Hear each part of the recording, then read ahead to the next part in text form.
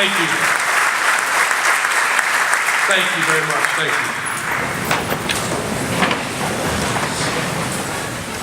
you. Nora and Michelle. Michelle, you know, it's funny, you refer to yourselves as Arnold and Danny. This weekend, my wife and I, we love Saturday Night Live. So we've been watching these, on one of these channels, they've been replaying all the old Saturday Night Live episodes. So she turns to me during one of them and she says, you know, you look a lot like John Belushi. So I'd much rather be referred to as Arnold Schwarzenegger or Danny DeVito than John Belushi, who weighed 350 pounds. No, it's really fantastic to be here. You know, I've only been in Pennsylvania for a year. Basically, it was about a year ago to the date where I came to Penn State full time, because if you remember, when I was hired, we were still in the midst of the NFL playoffs with New England. And so I was somewhat back and forth at that time. And so it's been about a year since, you know, post Super Bowl that I was here at Penn State. And right off the bat, we got going, and I'm going to talk to you about some of the things that I feel are really important to being a leader and leadership in general. But right off the bat, the one thing that stood out to me was when you went around Pennsylvania, and it seems to me that I've hit just about every area of Pennsylvania. I mean, I've driven in cities, and this morning, Jim Bernhardt and I were driving up, we got stuck behind a tractor for about 10 miles. So I think I've covered Pennsylvania pretty well, but to me, the thing that's neat about Pennsylvania, it's people that I really enjoy being around. Whether they're passionate about Penn State football, or they're tough people, they're honest people, they're people of integrity, business leaders, political leaders, medical leaders, educational leaders, everybody sitting in this room today. To me, that's what it's all about when it comes to leadership. And you know, I come from Massachusetts, and it's funny, I don't think I mentioned this to anybody in the room where we were before we came in here, but my dad was the head of the Chamber of Commerce on Cape Cod for many, many years, and still in Massachusetts, Cape Cod, Massachusetts, and is still at 80 years old heavily involved with trying to do the best job he can to attract businesses and help the economic growth of Cape Cod. So I've been in rooms like this before in Massachusetts with my dad, and it's really a neat thing to be here this morning with all of you. You know, people have asked me all the time this year, especially since the season ended, you know, how did you do it?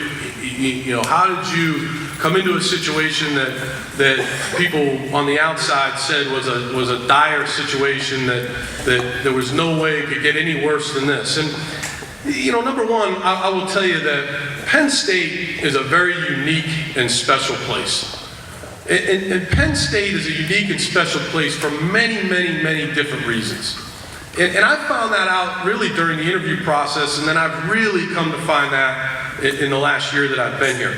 And there's so many reasons, and I start with the education. You know, Penn State is a school where there are over 150 different majors offered to these students. I mean, that's incredible. You think about the opportunity that these young people have. There's about 40,000 undergrads at Penn State, and you think about the opportunity that they have. And that's one thing that Penn State's about. Penn State is about the alums. There are 600,000 active alums at Penn State. The pride that these people have in their alma mater is incredible. And what that does for the students that are there now, as far as networking, it's incredible. Penn State is about, in my opinion, a fantastic athletic department.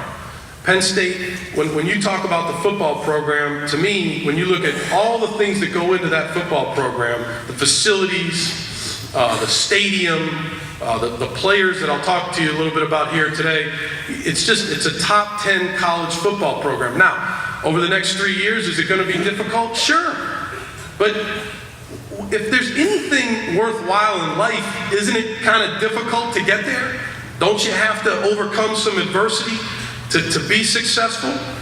We can raise our hands in here. I'm sure every single person, if I ask a question, you know, have you had to overcome some type of adversity in your life, whether it's in your personal life, or it's in your business life, or it's in your career, whatever it is, everybody here would raise their hand to say, yes, I had to overcome something to get to where I'm at now. And we're still driving down that road. We all know that. That's how you become successful. So, you know, we hear all the time on the outside, and not so much anymore, but especially in the beginning about, boy, there's dark days ahead for Penn State. No, I don't see it that way. I don't see it that way. I see a very unique and special place with a bunch of great people that I'm surrounded with. You know, these Coach of the Year awards, they're fantastic, believe me. They're humbling, but they're a little bit embarrassing because these are program awards. They're program awards. They're about the coaching staff, the guys that help me on a daily basis. They're about the players, the guys that came to practice every single day and put it out there on the field and did what we asked them to do. That's what those awards are about. They're not about any single person. And so, in a way, they're a little bit embarrassing, but I always tell people that's you know, something that's very important to us at Penn State, that people understand that those are program awards. You know, as I thought about coming to speak here in Carlisle, one of the things that the Chamber of Commerce here wanted me to speak about was leadership. And so I thought, in many ways, what I try to do is I like to read. My wife thinks I'm crazy. I have like a stack of books next to the bed. And so I'll read like 50 pages of one book, and then, you know, I guess it's a little bit ADD. All football coaches are a little bit ADD. And I'll put that book down and start another book. And so I got all these books going at the same time. It doesn't mean I'm smart, believe me. It means I'm just a little bit off. But I like to read books about leadership. I really enjoy reading books, not only about whether it's Bill Walsh or Bill Belichick or maybe it's a business leader or it's a political leader. I really enjoy reading books about leadership. And as I've read these books, I've really started to really determine more and more about what it takes, in my opinion, to be a good leader. So as I stand up here, yeah, I'm a football coach, but I think we would all agree on some of the things I'm about to talk to you here about this morning, that these are some characteristics that make a great leader. And so I'm going to give you some of those, and hopefully, you know, as we leave here this morning, we can take some of these skills back to our businesses and our places of work. Number one is communication. And what I'll do is when I talk about this, I'll weave this into what happened this year at Penn State.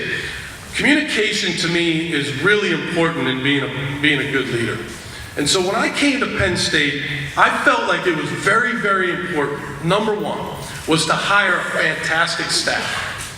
Hire a fantastic staff. I have Jim Bernhardt here this morning with me, who's my right-hand man. He's a special assistant to the head coach. He's a guy that we communicate 4 or 5 times a day on just everything under the sun as it relates to the program. We communicate as a staff every single day. There's not a day goes by that I don't walk down the hall and at least have one conversation with every guy on the coaching staff. We have academic support people that we communicate with. We have recruiting people that we communicate with, strength and conditioning that we communicate with, and most importantly, our players.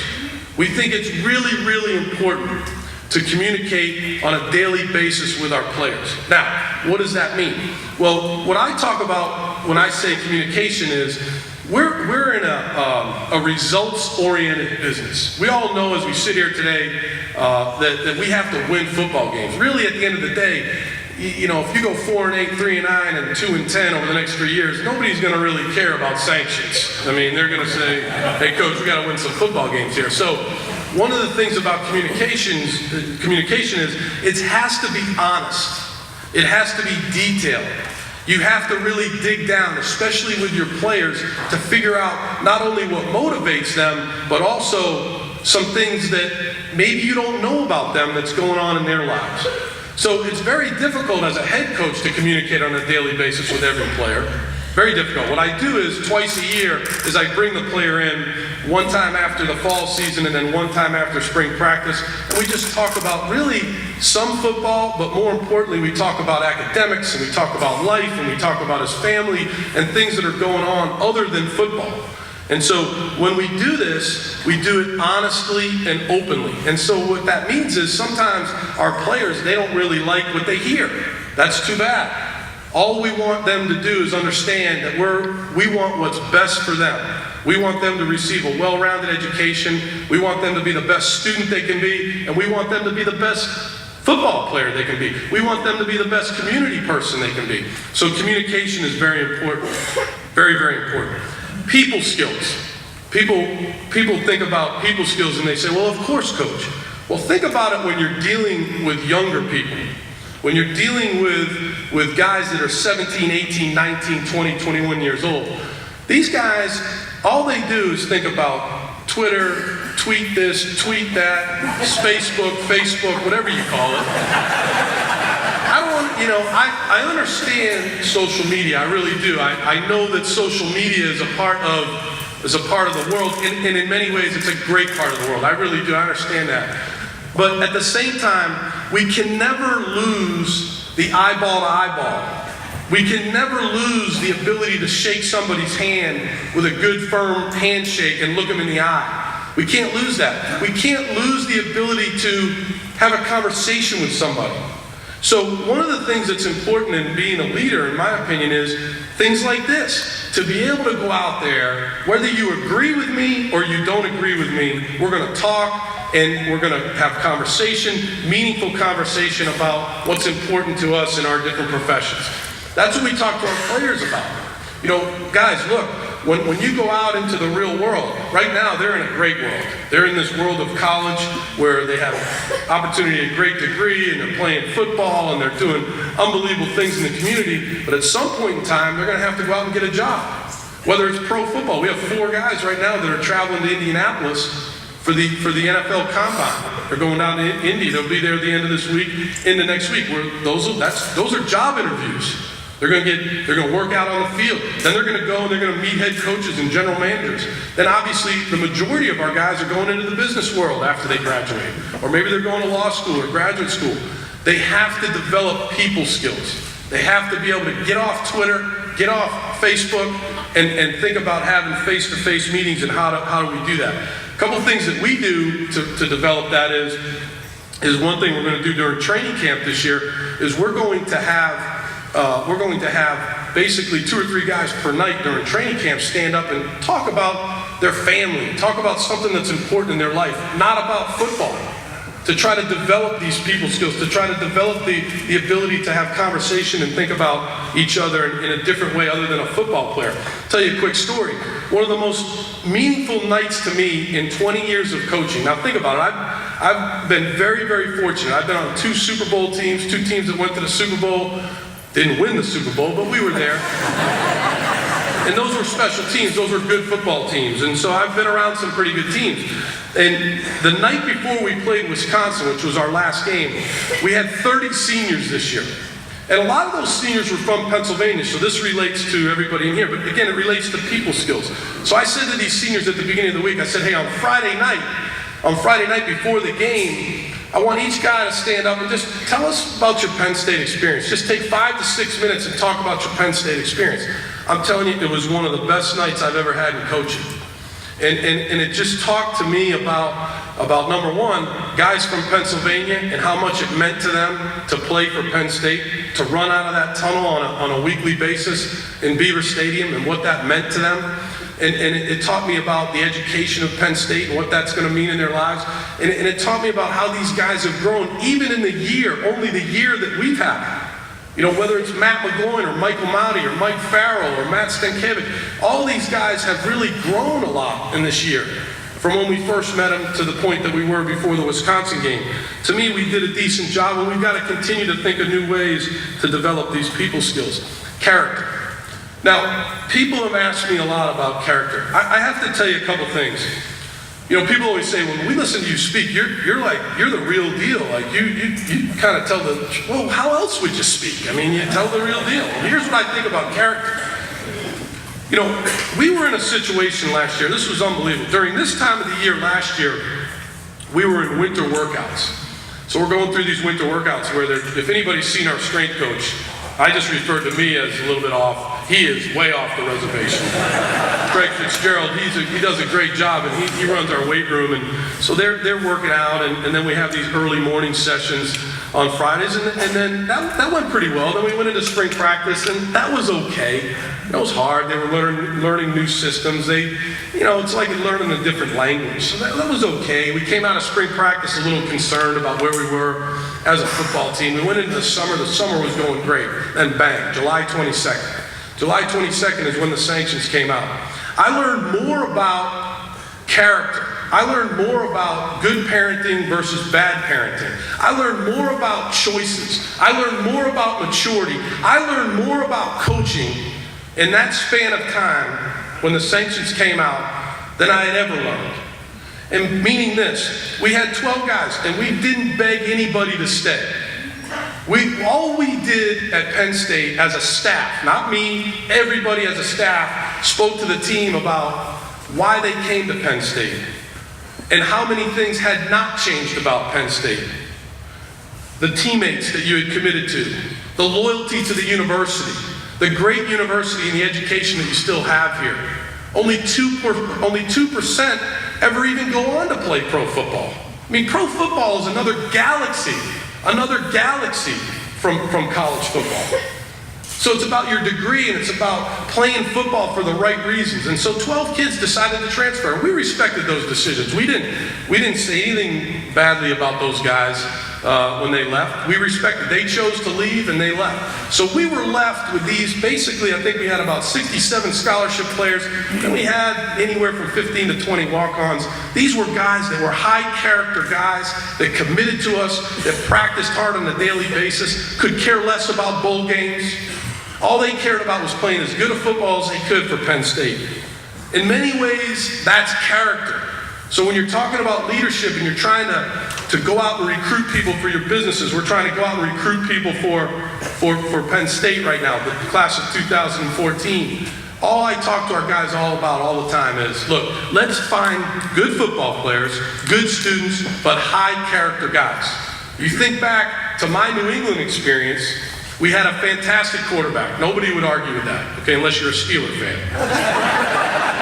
That's your problem, not mine. But this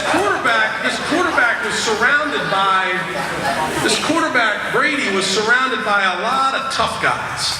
None of these guys were like high-round draft picks, a couple of them were, but overall, these were guys that were high-character team guys that cared about the team. They could care less about anything other than winning. And what do I need to do, Coach, to win, to help the team win? And that's what we had this year at Penn State. So it was a good beginning. And so when our guys got on the road and recruit and they're looking for the next crop of Penn State football players, then that's what we really talk about. We want guys in here that really care about the right things. Another word that came to mind when I thought about leadership was competence. I think competence is very important, and I learned a lot about being a competent leader when I was in the National Football League. When you're in the National Football League, you're coaching guys that range in age from 21 to 35 to 36. I coached a couple guys that are 38, 39 years old. I mean, these guys have been in football forever, since they were 6 years old. They've been playing football way longer than you've been coaching. And so one of the things that was very important is when you walked into a meeting room, you're going into this meeting room, and you got Brady sitting in the front row, and Randy Moss over here, and Welker over here, and Matt Light back there, and Gronkowski and Hernandez over here. You better know what you're talking about. You better have a plan. You better be detailed. You better never go into that meeting unprepared. And so I think that's really helped our coaching staff, because we have a bunch of coaches that are competent. We go into meetings at Penn State, we know what we're talking about. We have a lot of respect for the players that we coach. We watch how hard they work. We watch them go to class for hours upon hours during the day and then come over and bust their hump in the weight room. So we have a lot of respect for these guys. So when we go into these meetings, we're very prepared, we're competent, we know the material, we understand what we're talking about. And I think that's really, really important. When you're a leader of an organization, a leader of a team, a group of people, you have to be a competent leader. I think one of the things that I think about when I think about being a good leader is having a good heart. If people know anything about me, one of the things that's interesting about my personal life is I have two boys. I have a son, Jack, who's 10, and a son, Michael, who's 7. My son, Jack, was born with a brain malformation, kind of a genetic fluke called lissencephaly. Lissencephaly means smooth brain. So my son, Jack, is in a wheelchair, and it's really my wife, who's an incredible person. It really does. As long as we're not on our own 1-yard line, it's stupid.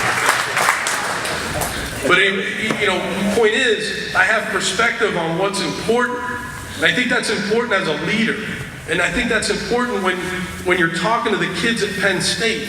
And the way that I've gained perspective personally, and each one of you has your own way of gaining perspective. Personally, I've gained it from my son. I really have. But how did that pertain to Penn State? Well, that pertained to Penn State because I thought about, when I first got to Penn State, I looked at these guys. I mean, they were on the edge of their seats. They were looking, listening to every word that I was saying and that our coaches were saying. And I thought about it, I said, God, these are good guys. I mean, the majority of these guys are fantastic kids. And think about what they're hearing when they go home. Think about what they're hearing when they go home to their buddies from high school that play at other places. Think about what they're hearing when they go around State College just to go get gas or go to the local store or whatever. And so I think it's important that when you're a leader, you think about just not only having blinders on or what's important for your business or for your school or for your law firm. What's important to me is to make sure that you understand the people that work for you and maybe try to get to know and think about all the different things that they're going through. That doesn't mean you're soft as a leader. That doesn't mean you're soft. That means that when you're thinking about disciplining someone, or you're thinking about trying to get this guy to play better by telling him, hey, look, man, that practice wasn't very good yesterday. Here's the things you did wrong. Maybe there's a way to deliver that message with a good heart. I think the last word that I think about when I think about being a good leader is courage. I think about courage. And I don't think about myself in that way. When I think about courage, I think about our players, our coaching staff, having the courage to say, you know what? They're only letting us sign 15 guys for the next 3 years. We have to get down to 65 scholarships by 2014. If you know anything about that, every team that we play starting in 14 will have 85 scholarship players and we'll have 65. So we'll have 20 less than any team that we play. So what? Those are the rules with which we play under. Let's have the courage to go forward. Let's have the courage to think of a different strategy as to how to attack this thing. How do we attack it? Hey, there's a way to attack it. One way, let's get some run-ons. Everybody calls them walk-ons. I've tried to change that name to run-ons because they never walk, so I don't understand why they're walk-ons. And most of our run-ons will come from Pennsylvania. We found out, like I told you the night before the Wisconsin game, many of these young men have grown up. These smart young men have grown up dreaming of playing for Penn State. And we found that already. We have 5 or 6 guys that are coming in this summer. That'll be part of the class of 2013 that have turned down scholarship offers to fantastic schools. Early action to Penn, early action to Harvard, to walk on at Penn State and play football. And so that's a way to have you gotta think, it's not just courage, you beat your chest and we're gonna do it. It's how do you do it, and having the courage to think about how you're going to do it. Having the courage to have a plan. You have to be mentally tough. When you're talking about courage, you have to be mentally tough. You can't worry about what everybody thinks, especially as a head football coach at Penn State. You're replacing a legendary coach in Joe Paterno. In my opinion, the body of work, coaching, wins, 409 wins, graduating over 85% of his players, that will never be matched. Number one is,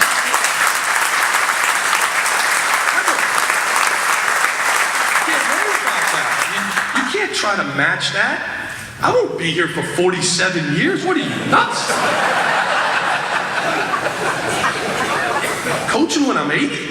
Got another thing coming. The point is, you have to say to yourself, you can't worry about too much of that. You have to learn from it. You have to learn, hey, what were the things? I read a lot about Joe. I read a lot about what he did, especially in his early years, even though that was 1966. In his early years, what did he did? I found these great playbooks the other day that were from his early years. It was pretty neat, looking at practice schedules and recruiting plans and all the things that he had. I love reading about how he ran the program, especially early on. And so, to me, it's about learning about that. It's about being mentally tough to say, you know what, look, that was a fantastic era for Penn State football in many regards. But we got to start a new era. You have to be, the word courage means being a risk taker. You have to be a risk taker. You're never going to win football games.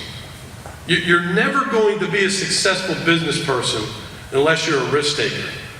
You think about my last boss that I worked for with Bill Belichick, and the ultimate boss there was Robert Kraft, Mr. Kraft. Tremendous risk taker, educated risk taker, but he took a huge risk when he bought the New England Patriots. And if you ever just Google that name and read that story, tremendous risk taker. And I think to be a successful leader, you have to take educated risks. And so that's what we're doing at Penn State. So those are some things that I think are important characteristics of being a great leader. Again, it's fantastic to be here this morning. What a great turnout. I mean, it's really neat. I will say to Congressman, I'm sorry about giving you the tie. I didn't mean to create problems in your marriage. The birth of your child is a lot more important than that Penn State tie. But no, it's fantastic to be here, and again, I really enjoy, especially in Pennsylvania. Somebody asked me, do you do a lot of these? Yeah, I have about 35 to 40 speaking engagements between the end of the season and June. And the ones where they say, hey, can you come to Dallas, Texas, or Atlanta, Georgia, or Oklahoma and do this? Those ones don't really fire me up. The ones in Pennsylvania really fire me up because these are my type of people, and I just really enjoy meeting everybody and being here this morning. Thank you very much.